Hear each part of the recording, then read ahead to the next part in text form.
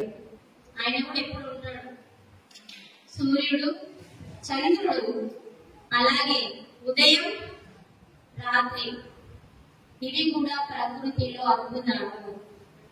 ఎలా ఉదయిస్తుంది, ఎలా రాత్రి అవుతుంది, మీరేమైనా చేస్తున్నారా, నేనేమైనా చేస్తున్నాను, అంతా ప్రకృతిమయ, పరమాత్మమయం.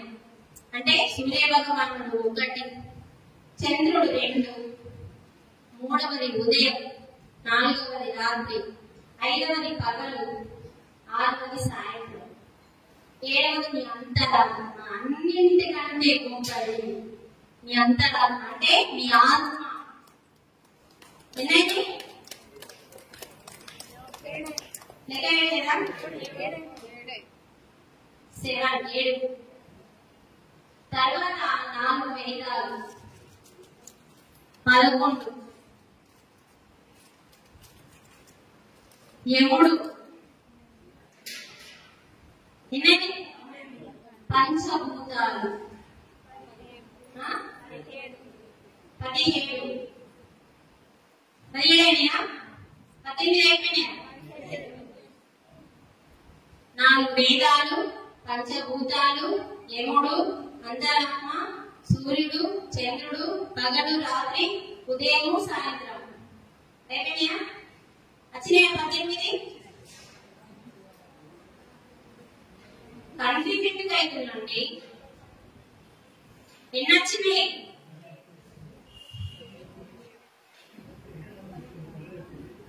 పంచభూతాలు 5, 4 వేదాలు 9, మీ అంతరాత్మ 10, యముడు 11, సూర్య చంద్రుడు, పగలు రాత్రి, ఉదయం సాయంత్రం. వినబడతలేదండి? 17 ఇంకోటి రాలేదా? ఏం చేయాలి?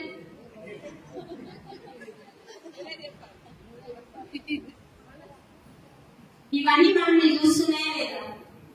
చూస్తున్నాయా? అంటే ఇంకోటి సస్పెన్స్ మీరే చెప్పాలి. నిజమండి, మీకు ఒక సస్పెన్స్ ఇవ్వకపోతే మీరు నేను ఇక్కడ చెప్పిందంతా మర్చిపోతారు. ఆ ఒకటేంటో కనిపెట్టండి. ఇన్ని చెప్పిందని ఒకటేంటి చెప్తలేమని? ఈ 15 గురించి ఆలోచించండి. ఎందుకు వచ్చినాయి అంటే, ఇప్పుడు మన ప్రభుత్వం పేరు ఏంటండి? కాంగ్రెస్. కాంగ్రెస్ పార్టీ ప్రతి దగ్గర సీసీ కెమెరాలు పెట్టేది కదా. సీసీ కెమెరాలు పెట్టి ఎవరెవరు ఏం చేస్తున్నారు వరకు అని తెలుసుకోవడానికి, అంటే అక్కడే ఉండి ఆయన అన్ని విషయాలు తెలుసుకుంటాడు ముఖ్యమంత్రి. ఎవరెవరైతే పొరపాటు చేస్తారో వాళ్ళ జాబ్ పోయింది. అంటే మన ప్రభుత్వం ఉన్న చోట కూర్చొని అన్ని సీసీ కెమెరాలు పెట్టి ఎక్కడ ఏం జరుగుతుందో తెలుసుకునే కెమెరాలు పెట్టి, మరి 5 సంవత్సరాలనే డూప్లికేట్ ప్రభుత్వం. ఒరిజినల్ ప్రభుత్వం ఒకటి ఉంది. ఏంటిదని? పరమాత్మ ప్రభుత్వం, సర్వాత్మ ప్రభుత్వం. సర్వాత్మ ప్రభుత్వం ఎప్పటికీ ఉండేది. ఈ లోకం పోయినా కూడా, అందుకే సత్యనారాయణ వ్రతం అంటారు. సత్యనారాయణ వ్రతము ఎవరు చేస్తలేరండి, మనం సత్యంగా చేస్తున్నాం. మనం ఒరిజినల్ గా సత్యనారాయణ వ్రతం చేస్తున్నాం. అంటే సత్యం తెలుసుకునే మార్గంలో ఉన్నాం. చూడండి, మనం సత్యం అంటే ఏంటిది? నాశనం కానికి ఏదైతే ఉందో దాని గురించి తెలుసుకుంటున్నప్పుడు మనం వ్రతం చేసినట్ట కాదు. మీరు సత్యనారాయణ వ్రతంలో కథలు వినండి. ఇంకోసారి నేను మిమ్మల్ని కలిసినప్పుడు అడుగుతా, లేకపోతే ఒక బుక్ తెచ్చుకోండి. ఎవరో చెప్తే అవసరం లేదండి. సత్యనారాయణ వ్రతం యొక్క బుక్ తీసుకురండి. ఆ కథలు ఒకసారి కదండి, 2, 3, 4, 5 సార్లు అడిగిన తర్వాత మీరు నన్ను కలవాలి. ఏం తెలుసుకున్నారో మీరు చెప్పండి. అక్కడ తీర్థం తీసుకోలేదని, ప్రసాదం తీసుకోలేదని కాదు. పంతులు చెప్పేది అదే, ఆ సోదే చెప్తాడు పంతులు. కానీ ఆ బుక్కులో ఉన్న సత్యం ఏంటో అంతరంగంగా అర్థం చేసుకునేది సత్యం వైపు నడిచే వాళ్ళు మాత్రమే అర్థం చేసుకుంటారు. సత్యం వైపు నడుస్తున్నారు వాళ్ళందరూ అసత్యంలో జీవిస్తున్నారు. అట్లా చెప్పేవాళ్ళు, అట్లా జయించుకునే వాళ్ళు కూడా అసత్యం. సత్యనారాయణ వ్రతం చేసిన రోజు కూడా అబద్ధాలు ఆడతాం మనం. సత్యం వైపు, జ్ఞానం నేర్చుకుంటున్న ఆత్మ వైపు, పరమాత్మ వైపు అంతరంగంగా జ్ఞానాన్ని అర్థం చేసుకుని మనం సత్యనారాయణ బుక్ చదివి చూస్తే మీకేం దొరుకుతుందో, ఏ రోజన్నా నన్ను దొరకబట్టి అడగండి, ఏం దొరుకుతుందో చూడండి. నేను తెలుసుకున్నా సత్యం అన్ని చెప్పలేము ఒకటే క్లాసులో. అందుకని నిజమైన సత్యనారాయణ వ్రతం మనం చేస్తున్నాము. అందుకని ఆ మూర్తి సార్ పేరు అంత గొప్పవాడైన.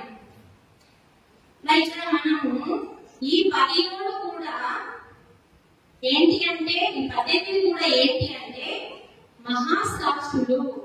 ప్రకృతిలో ఉండి మనిషి ఈ కాలచక్రంలో తన జీవితంలో ఏ కర్మ చేస్తుండు, ఆ కర్మని తీసుకెళ్ళడానికి ఉన్న మహాసాక్షులే ఈ 18 మంది. ఏ కర్మ చేస్తున్నావో ఎవరు చూస్తలేమనుకుంటా. ఇప్పుడు మన ఇల్లు 4 గోడల మధ్యలో ఇప్పుడు ఆ రూమ్ ఉంది. ఆ రూమ్ లో ఎవరు లేరు. 18 మహాసాక్షులు చూస్తారా చూడాలి. అక్కడ ఆ గోడ అడ్డమా మనకి? చెప్పండి. ఆ గోడ అడ్డమా అంటే వాళ్ళకి, మనకు అడ్డం.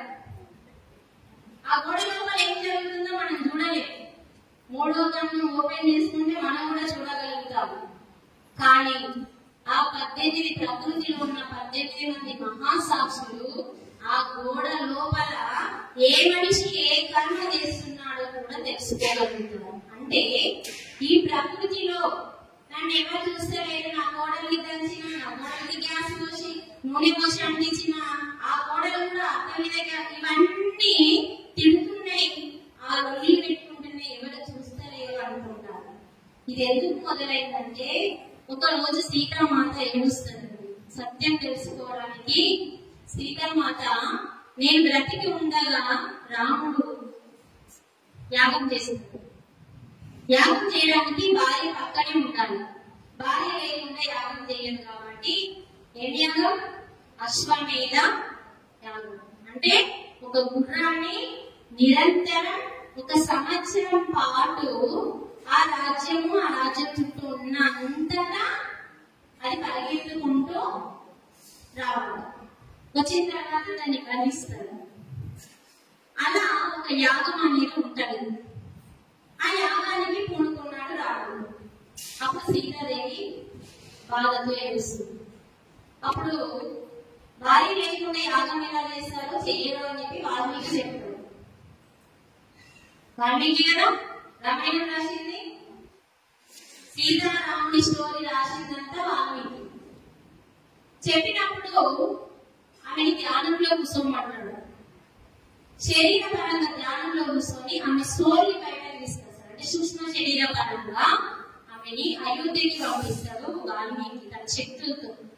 వాల్మీకి ఆ శక్తులతో ఆమె అక్కడికి వెళ్ళిపోయి ఏం చేస్తుంది?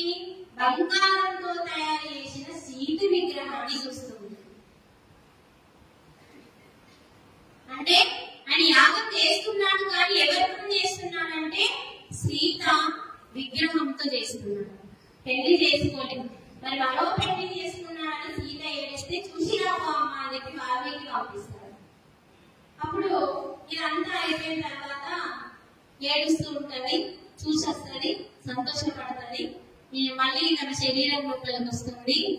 మళ్ళీ ఏడుస్తూ ఉంటే, ఇంకెందుకు ఏడుస్తున్నావు తల్లి అంటే, రాముడు నేను అడవిని పంపించినందుకు ఏడుస్తున్నావా అని వాల్మీకి అడుగుతాడండి. మీరు ఎందుకు ఇంత స్టోరీ చెప్తున్నా, ఈ కథ ఎందుకు చెప్తున్నా, ఈ అద్భుతం ఎందుకు చెప్తున్నా? కథ కాదండి, ఇది నిజం. రామాయణంలో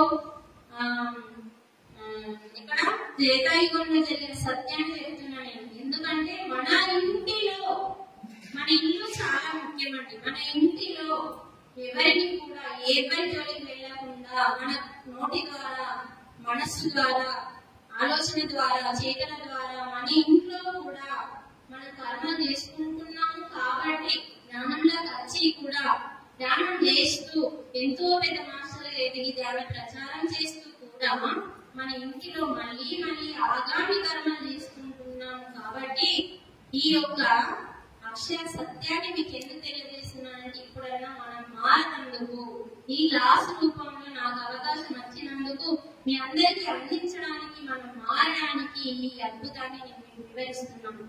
ఎందుకంటే అక్కడ సీతమాతకే కర్మ తప్పలేదు. మరి ఎందుకు వచ్చింది ఆ కర్మ? రాముడు నిందించి నిన్ను అడవికి పంపినందుకు ఏడుస్తున్నావు అంటే రాముడు ధర్మపాలుడు. రాముడు నన్ను నిందించి బట్టి అడవికి పంపించింది, కానీ రాముడు తరతరాలు యుగ యుగాలు ఆ యొక్క అవమానాన్ని మోస్తున్నాడు. నేను ఒక యుగంలోనే ఆ బాధను అనుభవించినా గాని ఇప్పటికీ కూడా రాముడిని తిట్టేవాళ్ళు లేరా? సీతని గర్భిణిని నిండు గర్భిణిని అడవికి పంపించింది అని తిట్టిన మహానుభావులు ఉన్నారా లేదా? ఆ సీత ఏ బాధపడింది అక్కడ? భర్తని అర్థం చేసుకొని చూడండి, సీత ఎంత గొప్పదంటే భర్తని అర్థం చేసుకొని నేను ఒక యుగంకే బాధపడుతున్నాను, కానీ మరి శ్రీరాముడు ధర్మపాలకుడై ఉండి కూడా ప్రతి యుగంలో ద్వాపరయుగంలో తిట్టిల్లు, త్రేతాయుగంలో తిట్టిల్లు, కలియుగంలో కూడా తిడుతున్నారు రాముడిని. మూర్ఖులు తిడతారు, అజ్ఞానం తిడతారు, కానీ ఆత్మజ్ఞానం ఉన్న వాళ్ళు తెలుసుకుంటారు. ధర్మం ఉందట, భార్య అయినా బిడ్డ అయినా ఒక్కటి అని తెలియజేసిన మహానుభావుడే మన రాముడు. అది సత్యాన్ని తెలియజేయడానికి సీత నాకు రాముడి మీద ఏం కోపం లేదని చెప్తుంది. మరి ఇంకెందుకు ఏడుస్తున్నావు అంటే, నేనే అక్కడ లంకలో ఆల్రెడీ నేను అగ్నిప్రవేశం చేసిన, అయినా నాకు ఆ సాగర్ ఆయన నిందెందుకు చేసిండు? అప్పుడు ఏం చెప్పిండంటే వాల్మీకి, తల్లి నువ్వు మానవ రూపం ఎక్కినావు, కర్మ నీకు కూడా తప్పదు కాబట్టి నువ్వు ఒక్కసారిగా గుర్తు చేసుకో, ధనంలోకి నువ్వు ఏ నోటితో ఎవరినైతే నిందించినావో ఆ కర్మ పండుగ మారి నీ జీవితంలోకి వచ్చింది అంటే జ్ఞానంలోకి వస్తున్నప్పుడు లక్ష్మణులోకి వచ్చింది అంటే జ్ఞానంలోకి వస్తున్నప్పుడు లక్ష్మణుని అంటారు. తెలుసా? సీత ఎప్పుడంటే లక్ష్మణుని అంటే జీవితం కోసం రాముడు వెళ్ళినప్పుడు ఆ రాక్షసుడు సీత సీత లక్ష్మణ అన్నప్పుడు ఆ మాయ లేడి వల్ల సీత మాయలో పడిపోతుంది. అప్పుడు నువ్వు వెళ్ళు అన్నని కాపాడు అన్నప్పుడు అన్న శ్రీరామచంద్రుడు ధర్మకర్త, ఆయనకి ఏం కాదు అని చెప్పినా వినదు, వెళ్ళమంటుంది, బలవంతం పెడుతుంది, కోపం వస్తుంది, ఆఖరికి నింద కూడా వేస్తుంది.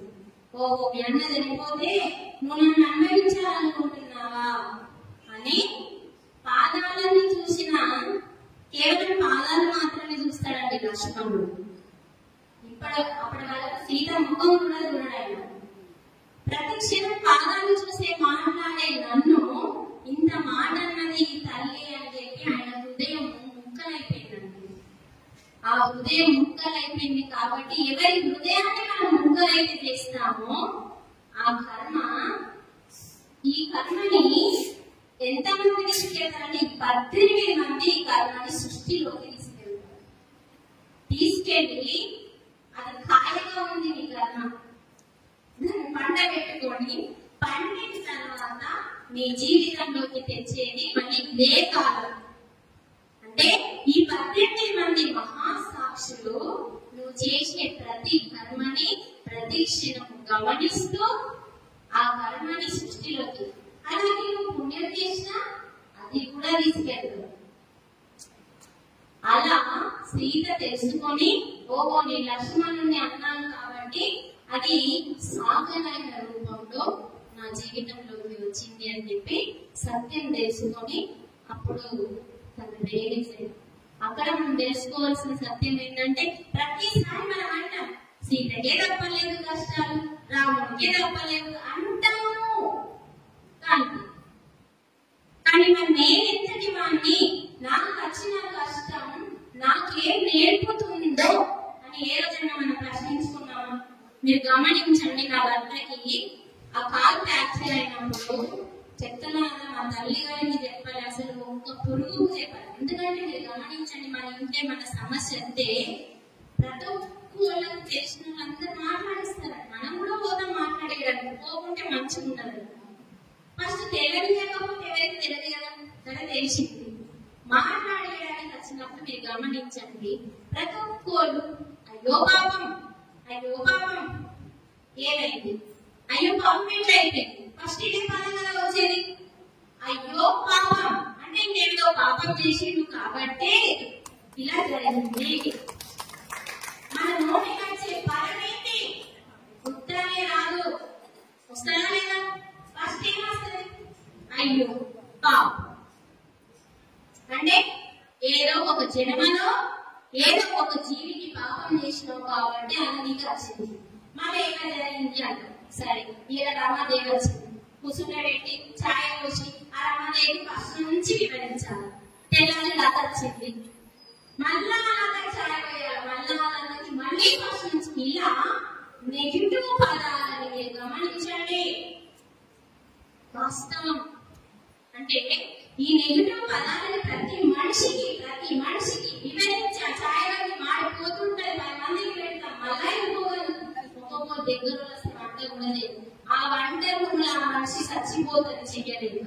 మరి పేషెంట్ గారి అది సత్యం. నేను ధ్యానంలోకి వచ్చిన తర్వాత ఒక రోజు క్లాస్ లో తెలుసుకున్నాను, ఏదైతే మనకు జరుగుతుందో మనకు నేర్పడానికి జరిగింది.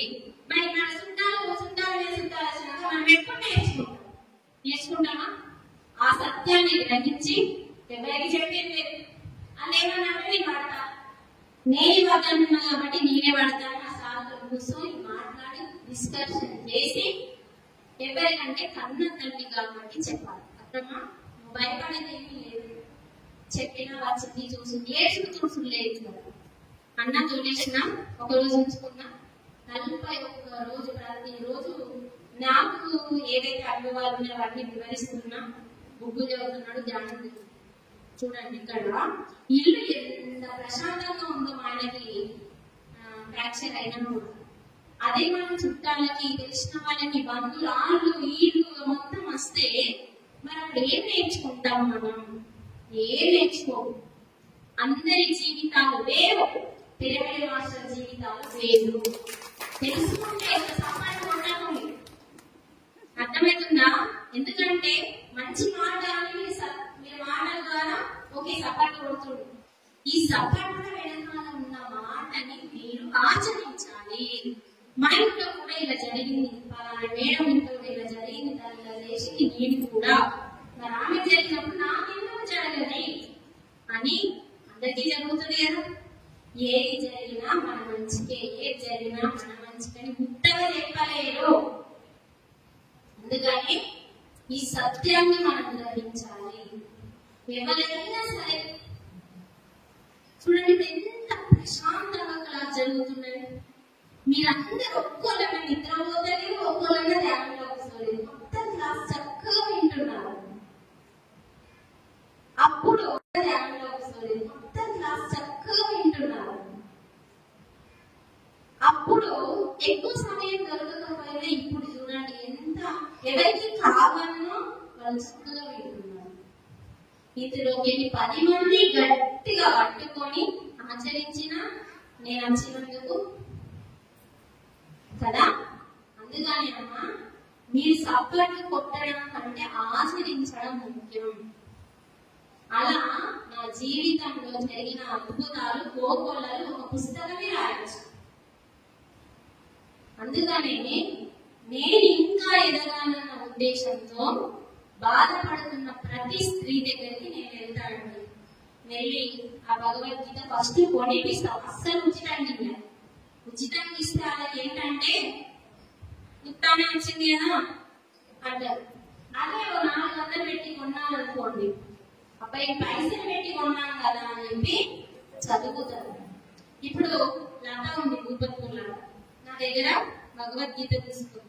నేను భగవద్గీతకి సేల్ చేసి ఆ వచ్చే ప్రతి రూపాయి క్వాంటమ్ లైఫ్ యూనివర్సిటీకి పోతుంది. ప్రతి రూపాయి.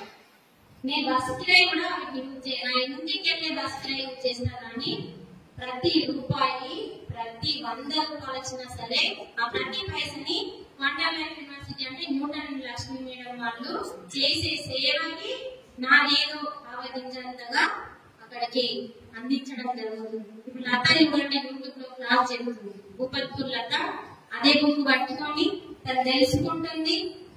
తెలిసిన ప్రతి దాన్ని ఫోన్ చేసి నన్ను అడిగి తెలుసుకొని ఇది ఎట్లా చెప్పాలి, దీన్ని ఫస్ట్ ఎట్లా అర్థం చేసుకోవాలి అని అడిగి మళ్ళీ యూట్యూబ్ లో క్లాస్ చేస్తుంది.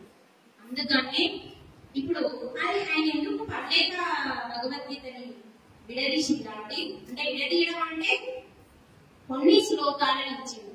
భగవద్గీతలో 700 శ్లోకాలు ఉంటాయమ్మా. మరి 700 శ్లోకాలకి వెళ్ళి మొత్తం చదవాలని ఎందుకు చెప్పలేడైనా?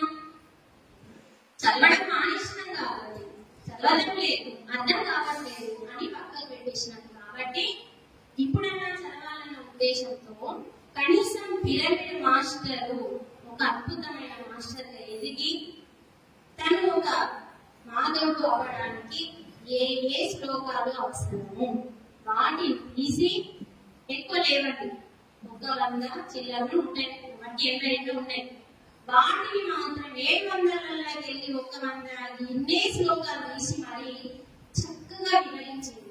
ఆ వివరించిన దానిని బట్టి అక్కడ ఒక పిక్చర్ ఉంటుంది.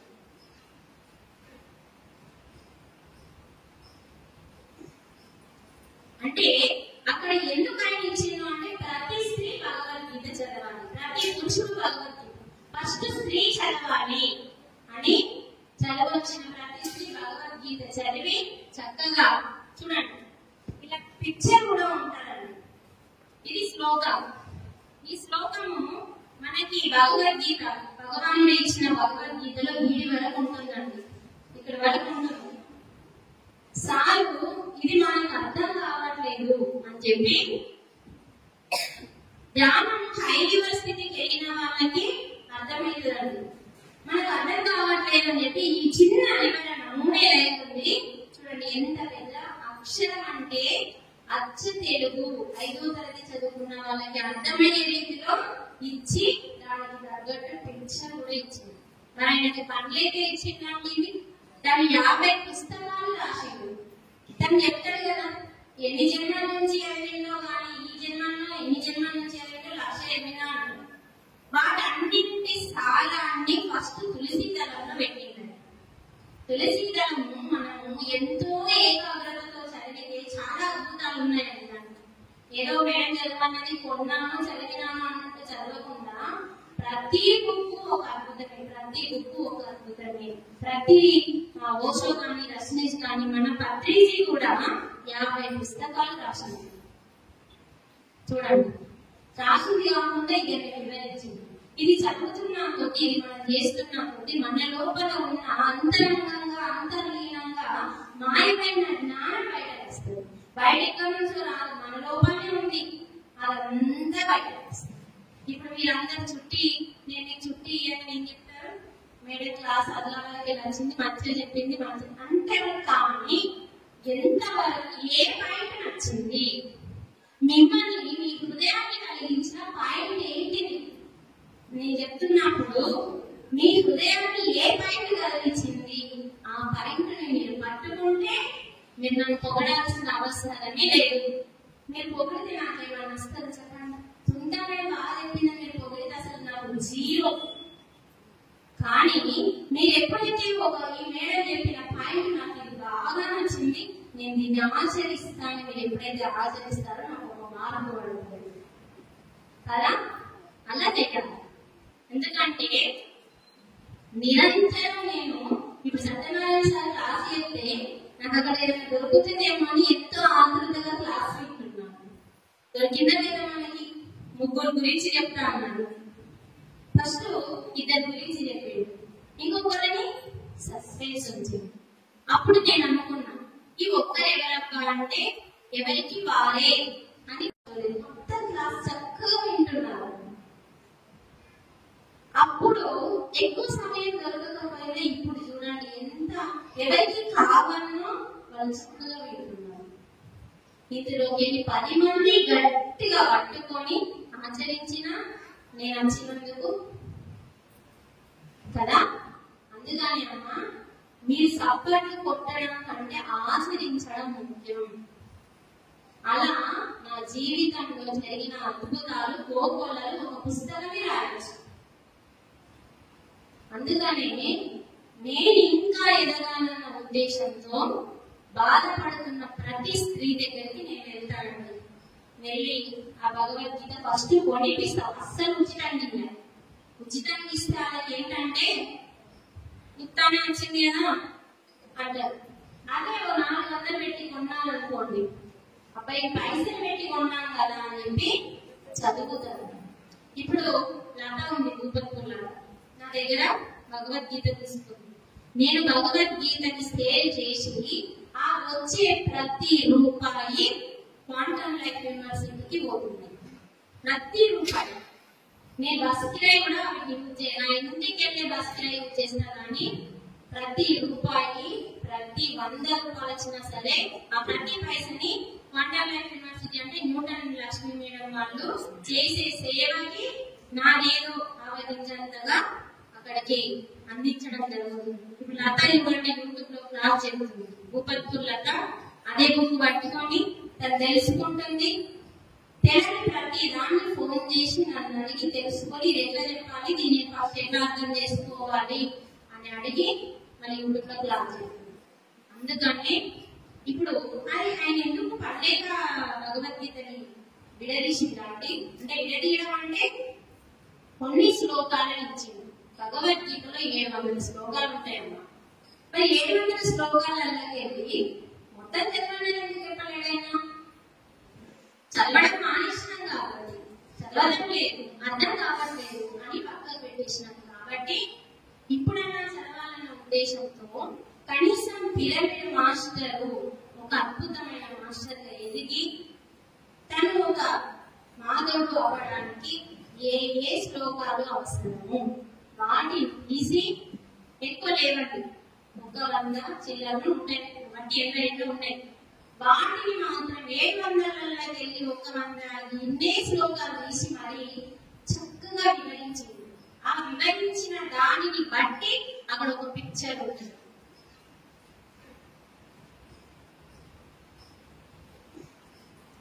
అంటే అక్కడ ఎందుకు ఆయన ఇచ్చింది అంటే ప్రతి స్త్రీ భగవద్గీత చదవాలి, ప్రతి పురుషుడు భగవద్గీత, ఫస్ట్ స్త్రీ చదవాలి అని చదవచ్చిన ప్రతి స్త్రీ భగవద్గీత చదివి చక్కగా చూడండి.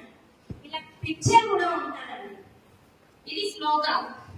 ఈ శ్లోకము మనకి భగవద్గీత భగవానుడు ఇచ్చిన భగవద్గీతలో వీడి వరకు ఉంటుందండి. ఇక్కడ వరకు ఉంటుంది. సారు ఇది మనకు అర్థం కావట్లేదు అని చెప్పి ధ్యానం హైవ స్థితికి వెళ్ళిన వాళ్ళకి అర్థమవుతుందండి.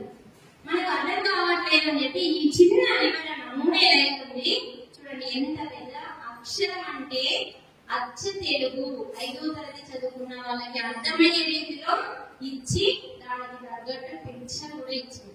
మరి ఆయనకి పనులైతే ఇచ్చిందండి. దాని 50 పుస్తకాలు రాసిండు. తను చెప్తాడు కదా ఎన్ని జన్మల నుంచి చదివిందో కానీ ఈ జన్మలో ఎన్ని జన్మల నుంచి చదివిందో 1,80,000 వాటన్నింటి సారాన్ని ఫస్ట్ తులసి దళంలో పెట్టింది. తులసి దళము మనము ఎంతో ఏకాగ్రతతో చదివితే చాలా అద్భుతాలు ఉన్నాయండి. దాంట్లో ఏదో మేడం చదవన్నది కొన్నాము చదివినాము అన్నట్టు చదవకుండా ప్రతి బుక్ ఒక అద్భుతమే, ప్రతి బుక్ ఒక అద్భుతమే. ప్రతి ఓషో కానీ రజనీష్ కానీ మన పత్రిజీ కూడా 50 పుస్తకాలు రాసింది. చూడండి, రాసింది కాకుండా ఇక వివరించింది. ఇది చదువుతున్న కొద్ది, మనం చేస్తున్న కొద్ది మన లోపల ఉన్న అంతరంగంగా అంతర్లీనంగా మాయమైన జ్ఞానం బయట వస్తుంది. బయట ఎక్కడి నుంచో రాదు, మన లోపలనే ఉంది. అదంతా బయట వస్తుంది. ఇప్పుడు మీరందరూ చుట్టి నేను చుట్టి అని ఏం చెప్తారు? మేడం క్లాస్ అదలకి నచ్చింది, మంచిగా చెప్పింది, మంచిగా అంటారు. కానీ ఎంతవరకు ఏ పాయింట్ నచ్చింది, మిమ్మల్ని మీ హృదయాన్ని కలిగించిన పాయింట్ ఏంటిది నేను చెప్తున్నప్పుడు మీ హృదయాన్ని ఏ పాయింట్ కలిగించింది ఆ పాయింట్ ని మీరు పట్టుకుంటే మీరు నన్ను పొగడాల్సిన అవసరమే లేదు. మీరు పొగిడితే నాకేమైనా వస్తుంది చెప్పండి? సొంతమే బాగా చెప్పిందా మీరు పొగిడితే అసలు నాకు 0. కానీ మీరు ఎప్పుడైతే ఈ మేడం చెప్పిన పాయింట్ నాకు ఇది బాగా నచ్చింది, నేను దీన్ని ఆచరిస్తాను, మీరు ఎప్పుడైతే ఆచరిస్తారో నాకు ఒక మార్పు పడుతుంది కదా. అలా చేయాలి. ఎందుకంటే నిరంతరం నేను ఇప్పుడు నాకు అక్కడ ఏదైనా దొరుకుతుందేమో అని ఎంతో ఆతృతగా క్లాస్ వింటున్నాను. దొరికిందా లేదా మనకి? ముగ్గురు గురించి చెప్తా అన్నాడు. ఫస్ట్ ఇద్దరు గురించి చెప్పాడు, ఇంకొకరిని సస్పెన్స్ ఉంది. అప్పుడు నేను అనుకున్నా ఈ ఒక్కరు ఎవరబ్బా అంటే ఎవరికి వారే అని నేను అనుకున్నాను. అదే కరెక్ట్ అయినా లేదా? వారే అని నేను అనుకున్నాను. అదే కరెక్ట్ అయినా లేదా? సార్ గురించి చెప్తున్నాను కాబట్టి సార్కు సారే అంటే ఇక్కడ మనకంటే ముఖ్యమైనది ఎవరికి వారు ఎవరు లేరు, ఎవరికి వారే ముఖ్యమని సార్ చెప్పాడు. అంటే ఇక్కడ ఒక పాయింట్ నేర్చుకున్నామా లేదా? మనం అలా నేర్చుకోవాలి. ఎందుకంటే ఎంత లొల్లున్నా, కరెంట్ లేకపోయినా, మైకు లేకపోయినా వినాలన్న తపన, శ్రద్ధ. మనం ఏ బిజినెస్ చేసినా క్యాష్ కావాలి అంటే పెట్టుబడికి క్యాష్ కావాలి. లేకపోతే ఒక జాబ్ సంపాదించాలన్నా డిగ్రీ పెట్టాలి అంటే దేనికో కూడా పెట్టుబడి పెట్టాలి. కానీ జ్ఞానానికి పెట్టాల్సిన పెట్టుబడి పేరు శ్రద్ధ. ఖర్చుందా? కానీ ఆ శ్రద్ధ మన దగ్గర ఉండదు. ఎందుకంటే ఎక్కడైతే క్లాస్ జరుగుతుందో ఇక్కడ ఒక ఆరా ఏర్పడుతుందండి, ఎనర్జీ ఆరా, ఒక శక్తి వలయం ఏర్పడుతుంది. ఎక్కడన్నా అండి అది ఒక 10 మేకలు ఇక్కడ పోయని నెగిటివ్ ఆరా ఉంటుంది. అదే ఇక్కడ ఒక సత్యం చెప్పని ఆత్మ, పరమాత్మ, బ్రహ్మజ్ఞానం చెప్పని ఇక్కడ ఒక పాజిటివ్ ఎనర్జీ ఉంటుంది. ఈ పాజిటివ్ ఎనర్జీలో ఏమైపోతారంటే సరెండర్ అయిపోతారు. క్లాస్కి సరెండర్ అయిపోయి వింటారు. విని ఈ ఆరా దాటిందంటే సొంతం ఉండడం మనం అలా ఉంటుందండి ఇక్కడ వైబ్రేషన్స్. అందుకని ప్రతి ఊరిలో క్లాసులు జరపమని చెప్పడానికి కారణం ఏంటంటే మన యొక్క ఇల్లుని ప్రతి ఇంట్లో శబ్దాలు ఎందుకు పెట్టమన్నాడు గురువు గారు అంటే మన ఇంటిని శుద్ధి చేయడం కోసం. శుద్ధి అంటే నైద్యం పోసి శుద్ధి చేయడం కాదు. ఇంట్లో నీళ్లు పోస్తే శుద్ధి కాదు, నైజం పోస్తే శుద్ధి కాదు. మైల పోతుందండి కానీ శుద్ధి కాదు. శుద్ధి వేరు, మైల వేరు. మరి నీ ఇంట్లో 7 రోజుల సప్తా, 7 రోజులు 7 మాస్టర్లను పిలిచి నీ ఇంట్లో అద్భుతమైన జ్ఞానాన్ని 10 మందికి బోధించి చక్కటి అన్న ప్రసాదాన్ని అందించిన మనము ఆ 7 రోజుల్లో నీ ఇల్లు శుద్ధి అవుతుంది. కానీ పనుల్లో సక్సెస్ అవుతుంది.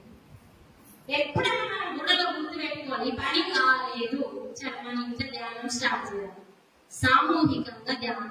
పెద్దవాళ్ళైతే 40 రోజులు, ఇంకా పెద్దవాళ్ళైతే 3 నెలలు పెడుతూనే ఉండాలి. ఆ పని మనం చేస్తున్నాం కదా, ఈ పని మనం చేస్తున్నాం కదా, మిగతా అంతా ప్రకృతి వస్తుంది. అందుకే చేయవలసింది చేస్తే పొందవలసింది పొందుతాము అంటుంది గీత. మనం ఫస్ట్ చేయవలసింది ఏం, ఇది గానా అది గానా అని నాకే కావాలా అంటారు. కానీ ఏది తెలియదు. మనసులో పట్టింది అంటాం, మన క్లాస్ మనసులో పట్టింది అంటాం. మనసులో పడితే దాన్ని మోసుకోపోవాలి ఇంటికి. ఇంట్లో ధ్యానంలో మననం చేయి. ఏం చెప్పింది మేడం? మననం చేయి.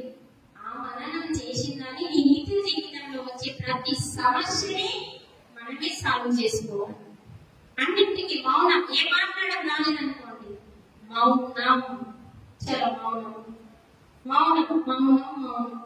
మౌనం చాలా గొప్పదండి. నా లక్షణాన్ని నేను తెలుసుకోవడానికి 21 రోజు ఒకే గదిలో ఉండి మౌనం, ఆహారం లేకుండా నేను సాధన చేసినాను. చెప్పాను నేను 3-5 సంవత్సరాలు కఠినమైన సాధనలు చేసిన. లేకపోతే ఇంత జ్ఞానాన్ని అనర్గళంగా అందించడానికి కారణమే మౌనం అనే సాధన. అందుకని మనం ఏ జ్ఞానం ఏ క్లాసుకైనా సరే అండి, మరి ఇంత అద్భుతంగా ఫస్ట్ పెట్టిన క్లాస్ రాయగలరు.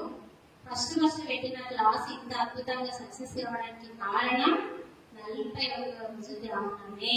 ఆ ధ్యానం యొక్క నువ్వు ఎంతమంది చేసినావన్నది కాదండి. మనం ఒక హోటల్, ఒక దేవాలయంలో ధ్యానాన్ని చూడండి.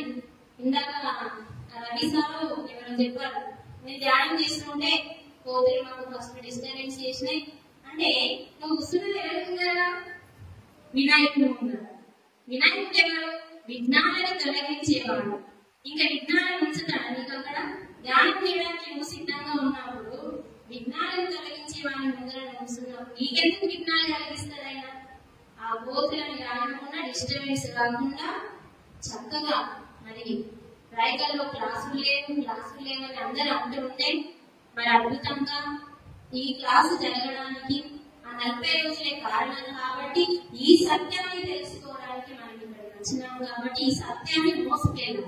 రాయకల్ నుంచి మా అత్తమ్మ వాళ్ళు చేయగలిగారు అంటే సుందర చైతన్య బాబు. సరే మీరు సుందర చైతన్య దగ్గరికి పుట్టినరోజుకి వెళ్తారు. తర్వాత గురు పౌర్ణమి అందరు పోయేటప్పుడు మన రైల్వే స్టేషన్ దగ్గర ఇల్లు ఉంటుంది. అంటే రైలు టైం కాకుండా ముందు మా ఇంటికి వస్తాం. మా ఇంటికి వచ్చి కూర్చుంటాం. మీరు వెళ్తున్నారు కదా, వెళ్ళేటప్పుడు ఖాళీగా వెళ్ళండి, వచ్చేటప్పుడు ఏమి తెచ్చుకుంటున్నారు ఇది అలా అడుగుతుంటే ఏదో చెప్పిండు విన్నాము మర్చిపోయాము అని చెప్తారు వాళ్ళు. సాధన లేకపోతే మర్చిపోతారు. అక్కడ సాధన లేదు. ఏంటి అక్కడ? పూజ జపం. అక్కడ ఏమైతుందంటే మర్చిపోతుంది. సాధన ఎక్కడైతే ఉంటుందో తప్పకుండా మనం తెచ్చుకుంటాం.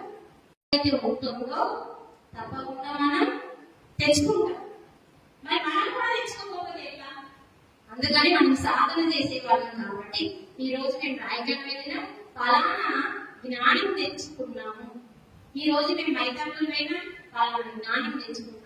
మనం చెప్పుకోవాలి. ఎవరికి అవసరం లేదు. మీరేమి మీ పక్కింటికి అవసరం లేదు. అంతరాత్మకి చెప్పాలి. ఈ రోజు మనం మెట్పేరి వాళ్ళందరం ఇక్కడికి వచ్చినాం. మనం ఏం తెచ్చుకున్నాం? ఇది అవసరం. ఓకేనా?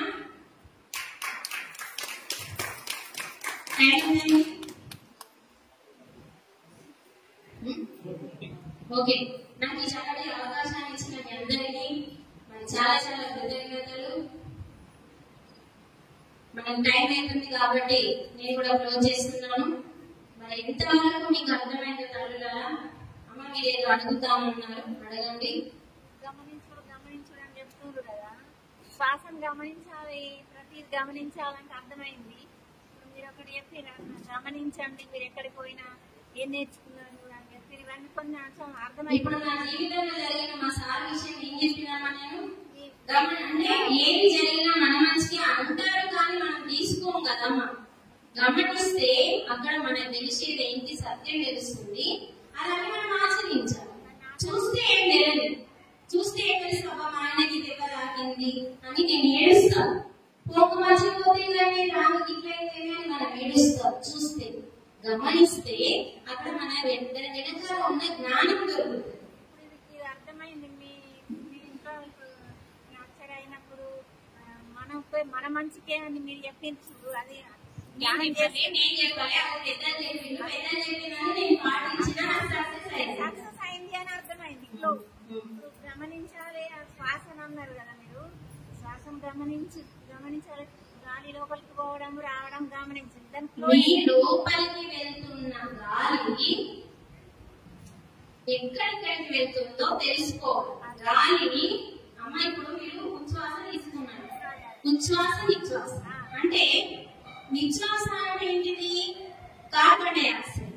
అంటే మనకు అవసరం లేని గాలిని బయట తీసేది, అవసరం ఉన్న గాలిని బయట నుంచి మనం లోపలికి తీసుకోవాలి. ఉచ్ఛ్వాస నిశ్వాస అంటే ఈ లోపలికి వెళ్ళిన గాలిని ఈ పై నుంచి ఇక్కడ నుంచి ఉంటున్నాం, ఎక్కడ నుంచి కాబట్టి ఇక్కడ మన శ్వాస మొదలవుతుంది.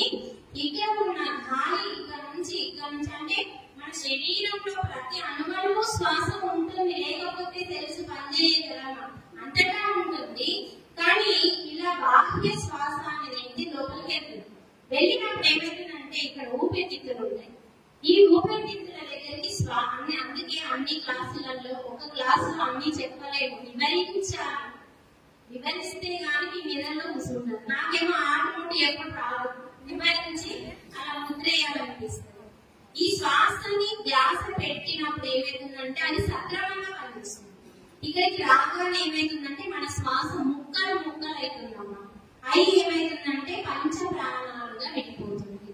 ఆ పంచ ప్రాణాలుగా వెళ్ళిపోయి ఏమైతుందంటే ఒక్కొక్క శ్వాస ఒక్కొక్క అవయవం దగ్గరికి వెళ్తుంది. అది మనం గమనించాలి. అది మీకు తెలుస్తుంది. అంటే పూర్తి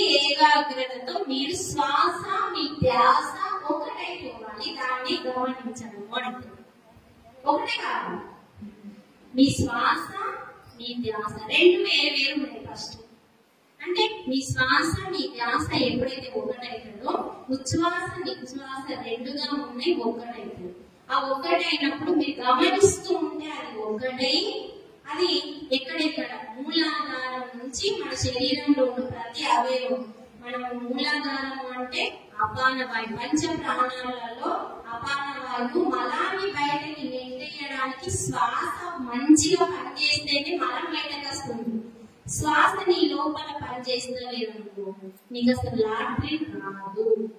చాలా మంది హాస్పిటల్కి వెళ్తున్నారు, మీరు తెలుసుకోండి.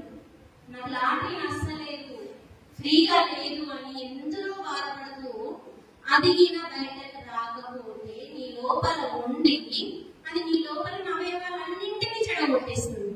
అది చాలా ఇంపార్టెంట్. ప్రతిరోజు మల విసర్జన ఫ్రీగా రావాలి అంటే నీ శ్వాస మీద ధ్యాస అని ధ్యానము అపాన వాయువుని సక్రమంగా నడిపిస్తేనే వస్తుంది. ఇది చాలా సబ్జెక్ట్ అన్నమాట, చక్కగా వివరించాలి. కాబట్టి ఇక్కడ హార్ట్ బీట్ ఉంది, అది కూడా శ్వాస ద్వారానే క్లియర్ చేసుకోవచ్చు. అన్నం అరుగుతుంది, ఇక్కడే ఉన్నది, గుండెలే ఉన్నది, తిన్నది, అది అరుగుతలేదంటే నీకు సమాన వాయువు పనిచేయట్లేదు. ఇలా మన పంచ ప్రాణాలు సక్రమంగా పనిచేయలేకపోతున్నప్పుడే మనకి రోగాలు స్టార్ట్ అవుతాయి. అందుకనే శ్వాస మీద ధ్యాస పెడితే శ్వాస యొక్క గొప్పతనాన్ని తెలిస్తే ఆ శ్వాసని ఎక్కువగా ఖర్చు చేయకుండా ఎప్పటికప్పుడు నువ్వు శ్వాసని శాంతంగా ఉంచి నెమ్మదిగా తీసుకొని దాన్ని నిలుపుకుంటే నీ ఆయుష్ పెరుగుతుంది అని నేను మనసాను. Okay, thank you. Doubt clear అయిందా?